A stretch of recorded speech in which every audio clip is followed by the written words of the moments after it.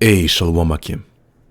First foremost, give all praise and glory unto Yahweh, Ba'ashim Yahushai, Ba'ashim Rachak with us. Double honors under the elders Apostle Green Millstone, the elders Green Millstone, and of course, peace and blessings under the hopeful elect. That's a sincere sermon say Yahweh, Ba'ashim Yahushai, serve him in truth and sincerity.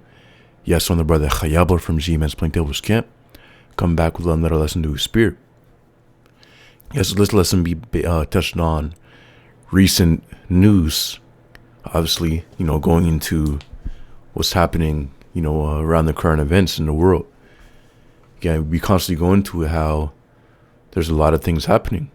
And ultimately, Yahweh Ba'ashim Yahushai is spitting these things up, for the elect of the nation of Israel. Sake, as the scriptures say, the Lord shortened the times for the elect's sake. So, everything you see coming to pass in prophecy, why things are happening so quickly, it was a shorten the time for the elect's sake. Or else what? No flesh will be saved. Let's go ahead and get that scripture real quick. Matthew 24 and 22. And except those days shall be shortened, there shall no flesh be saved. But for the elect's sake, those days shall be shortened. It says verse 20, or it's like Mark chapter 13 and 20, and except that the Lord has shortened those days, no flesh shall be saved, but for the elect's sake, whom he hath chosen, he hath shortened the days. So let's read that in NLT. NLT, it says, in fact, unless the Lord shortens that time of calamity, not a single person will survive. But for the sake of his chosen ones, he hath shortened those days. NIV, it says, if the Lord had not cut short those days, no one would survive. But for the elect, for the sake of the elect whom he has chosen, he has shortened them. So yeah, again, we're seeing how the Lord is shortening these days already. How much more? I mean, ultimately, what these things are increasing. So it's no coincidence why every day it feels like it's getting quicker and quicker, especially with knowledge increasing and again, ultimately things advancing. Hey, the days can only fly by quicker. But reading recent news, it says, Iran war alive.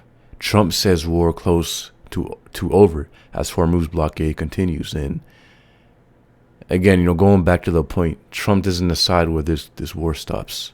Ultimately, it's of Yahweh Ba'ashim Yahushai. Yes, we know ultimately, as the saying goes, all wars are bangers wars, basically, paraphrasing that saying, but ultimately it's Yahweh Ba'ashim Yahushai who controls everything.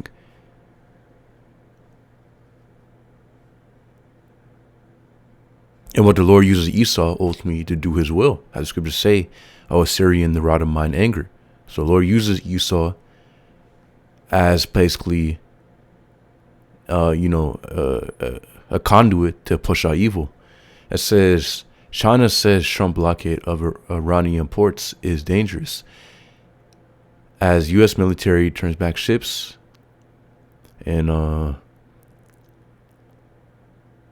says Iran war live. Trump says war close to over as U.S. boasts of maritime superiority. And that's a point. Says U.S. allies won't join Trump's war, but they can't escape the fallout. See? So, and again, ultimately, what Babylon the Great is doing, and we know Babylon the Great, according to the scriptures, to be America. Obviously, what the scriptures say, how the nations will turn its back from this place.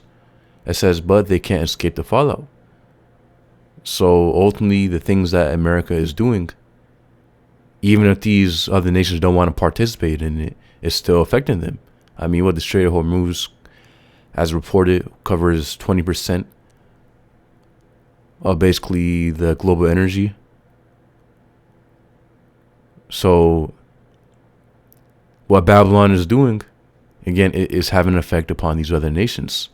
It says Middle East crisis live. U.S. claims blockade has completely halted economic trade into Iran as Trump hints at return to talks in Pakistan. So there you have it.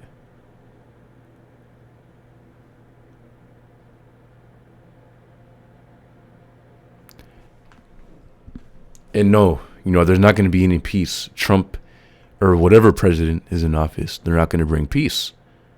Why? Because ultimately, this is Esau's world. And what as scriptures say, for Esau is the end of the world, and Jacob is the beginning of it that followeth.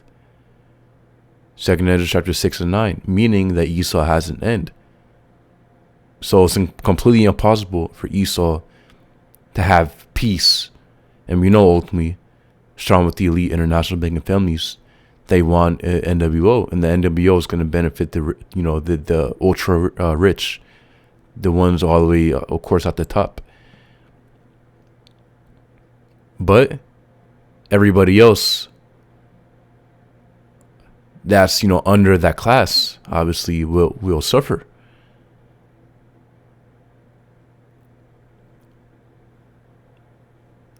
So guess what? The Lord is going to turn at what ultimately, as the scriptures say, the Lord is going to make Esau vomit up basically everything that he's trying to do, that main thing, which is his NWO. He's only going to have a small taste of it, before the Lord turns it completely on him, and what basically he vomits it back up. So let's go ahead and get Malachi chapter 1 and 1. It says, a burden and the word of the Lord Yahweh to Israel by Malachi. It says, I have loved you, saith the Lord Yahweh. Yet ye say, wherein hast thou loved us? Was not Esau Jacob's brother, saith the Lord Yahweh? Yet I love Jacob. Exactly. So since the time of Esau and Jacob, the Lord has said that he had loved Jacob over Esau. As says verse 3, and I hated Esau, and laid his mountains and his heritage waste for the dragons of the wilderness. See, so the Lord hates. It shows you that the Lord loves and he hates. As scriptures say, a false balance is an abomination unto the Lord. So for the Lord, to completely be at balance, he has to have something that he loves and something that he hates. He's not all love. Yes, he has things that he hates. Scriptures say how the Lord hates abomination. You can go into in Proverbs goes into a proud look, and basically all of those descriptions 100% apply to Esau. Let's go ahead and get that scripture real quick.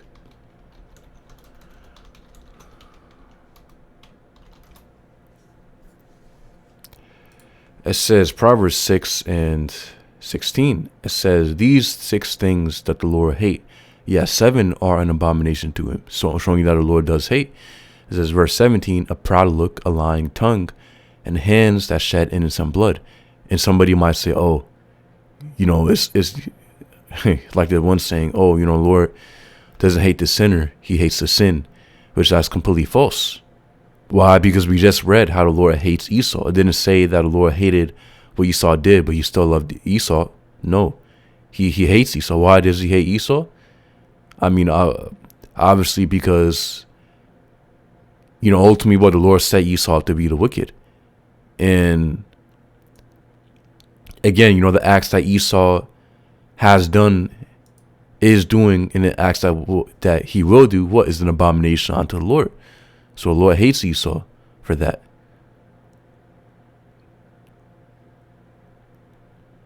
It says, so Proverbs 6 and 17, a proud look, a lying tongue, and hands that shed innocent blood, and heart that deviseth wicked imaginations, feet that be swift in running to mischief. So it says a proud look, Esau, again, and who's Esau? Of course, Esau be the so-called white man. And we can start with the elite international banking families, but we can go all throughout history. Christopher Colon, all these conquistadors. And up until now, again, Esau hasn't changed. It says a proud look. So we know Esau is proud. Again, he especially strong with Amalek. Again, they're the proudest nation upon the planet Earth, and it's for a reason, because they're at the top. And ultimately, the Lord has given the hands, or basically given the earth into the hands of the wicked. Job chapter 9:24. And Esau has his blessing, right? He's in his blessing right now. The dew of heaven, the fatness of the earth. And basically, and also the rule over the earth, or basically the blessing of the sword. The modern day sword being, the military, the missiles. Again, Esau right now is at the top. It says Proverbs 6:17, a proud look, a lying tongue. Yeah, he's constantly lying, using the media going back onto the word media, going back onto the word medium, because he uses the media as a medium, to push out obviously his lies and his deceit, his deception, his witchcraft. It says, and hands that shed innocent blood. Yeah, how much blood has this devil shed? It says, in heart that deviseth wicked imaginations. Yeah, and what's Esau doing? You go into these scientists and these different research studies that they're doing, and ultimately these rural meetings they're having, these meetings top secret about this NWO. Well, of course they want to do onto the Israelites. We can get that in Psalm chapter 83, how they're planning against our people. That starts with Esau and extends onto the other nations. But what it says, in heart that devises wicked imaginations. Without a doubt, Esau's doing that. Making a conspiracy to do evil against our people. Against, what the Lord's people. And what also the further, his wickedness and his evil upon the planet Earth. It says, feet that be swift in running to mischief. Yeah, without a doubt, that's Esau.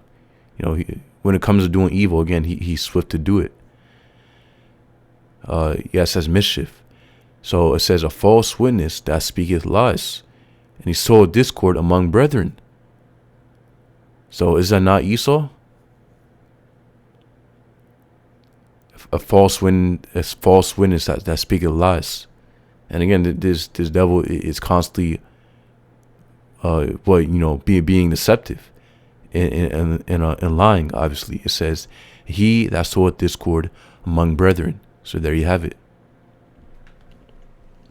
As scriptures say, Satan hath desire, or basically paraphrasing, Satan hath an desire to sift you as wheat. And Esau has infiltrated, these other camps, setting up agents, these certain guys, leaders selling out to Esau, and basically sowing discord among Israel. But that's okay, because ultimately Yahweh Bashmi Shai has already reserved the elect. So no matter what, the elect won't be, sifted as wheat. Why? Because Yahweh Bashmi Shai has a hedge and protection around them. So again, that whole, those 7 things that we read is an abomination unto the Lord, and literally all those things we just read fits Esau to the T. So that's why the Lord hates Esau. It says Malachi chapter 104, whereas Edom saith, we are impoverished, but we will return and build the desolate places. Thus saith the Lord Yahweh of hosts, they shall build, but I will throw down, and they shall call them the border of wickedness, and the people against whom the Lord Yahweh hath indignation forever. So the Lord's never going to forgive Esau for the things that for the things that he has done. No, Lord says what? The people against whom the Lord Yahweh hath indignation forever. It's just like how Esau has perpetual hatred against Jacob, against the Israelites, so-called blacks, Native Americans, Latinos, and also what he's trying to get the ones who have been scattered amongst the whole entire world. What the Lord also has a perpetual hatred for Esau. Malachi 1:5, it says, and your eyes shall see, and ye shall say, Lord Yahweh will be magnified from the border of Israel. So that's a point. Esau is trying to build, but ultimately what Yahweh Bashmi Shai is going to throw it all down. It says, with the border of wickedness and the people against whom the Lord Yahweh hath indignation forever. Reading verse 4 again. So nothing that Esau can do, again, to extend his time to rule, his rulership, and ultimately what's predestined and prophesied and spoken into existence already, that Jacob will rule. Nothing that Esau can do to reverse that. Why? Because Yahweh Bashim Yashai has spoken it. His people, the Israelites, will rule. And what that's going to be an eternal kingdom. That's going to be for eternity, in eternal rulership. So guess what? Yahweh Bashim Yashai has already spoken that to come to pass. And what, Lord's already rising up Jacob. Well, really, Jacob, strong, obviously, or really, Jacob right now being the elect of the nation of Israel, because the Lord's only dealing with the elect. But obviously, it's going to extend onto the rest of the nation of Israel. Once the kingdom is established, and obviously, order is established upon earth. The 2/3 of the nation of Israel come back in the kingdom under the seat of the elect. But what? That's the point. The point is that these things are already predestined, and we know what to expect. So nothing that Trump says, nothing that anybody, whatever president is in office, again, no matter what's done, you can't stop prophecy from happening. Which is what? That Esau is going to be destroyed. His world, his world is going to crumble. His world, meaning his era, his time, his rulership will crumble. And what? Jacob's world will follow right after that. As Yahushai comes back to completely destroy Esau, his rulership in these other nations, well, Yahushai is going to establish his kingdom upon the planet earth over all other nations, setting up the Israelites to rule. And what? The Israelites will have perfect bodies. Once more, again, along with the elect of the nation of Israel, being transformed again from the corruptible bodies onto the incorruptible. But the second covenant kicking in, or the second covenant kicking in, and what, the laws, statutes, commandments being written within our hearts and within our minds, meaning that we're going to be perfect, and of course, never sin again. So ultimately, these are the things that we are expecting, and what ultimately we know is going to come to pass. So we're ultimately just waiting for it, waiting patiently for Yahweh Bashim Yashai, making sure that we're fulfilling our lots, doing what we're expected to do of the Lord, commanded to do by the Lord. As scriptures say, make full proof of our ministry. So that's, of course, what we're doing and what we want to do. Because, again, all this is a blessing, man, to have this truth. And ultimately, but to have the grace of Yahweh Bashim Yashai within us, and ultimately the Lord dealing with us, again, that's complete mercy. For us to be, again, within a shoot doing the work, being blessed by Yahweh Bashim Yashai, again, it's a 100% gift and blessing. And what to have this faith, as scriptures say, faith is a gift. So Thawadi Yahweh Bashim Yashai, that we have this, man.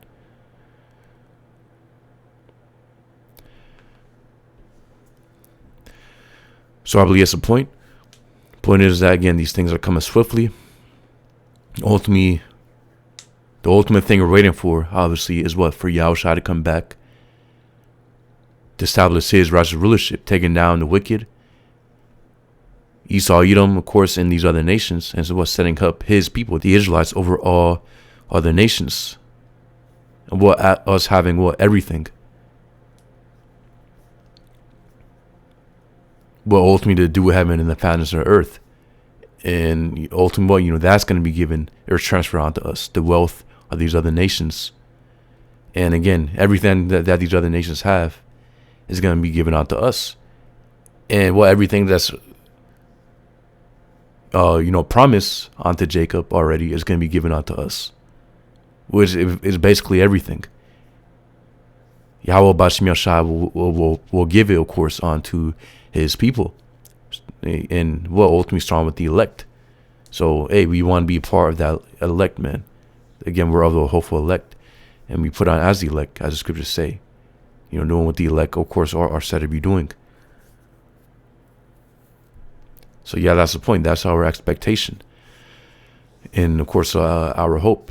And again, we know ultimately these things will come to pass according to the scriptures. So ultimately, we're just waiting for it.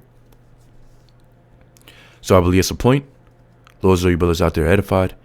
Yahweh Bashim Yahshai Bashmakakurash Brakathum. Shalom.